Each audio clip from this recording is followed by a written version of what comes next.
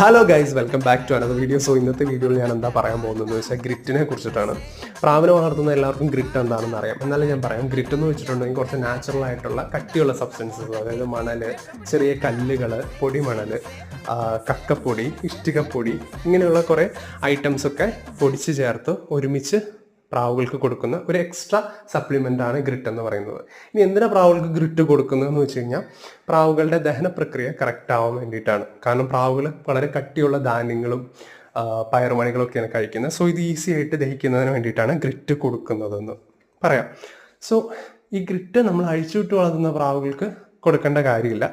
അവർ താനെ grit കണ്ടുപിടിച്ച് കഴിക്കും.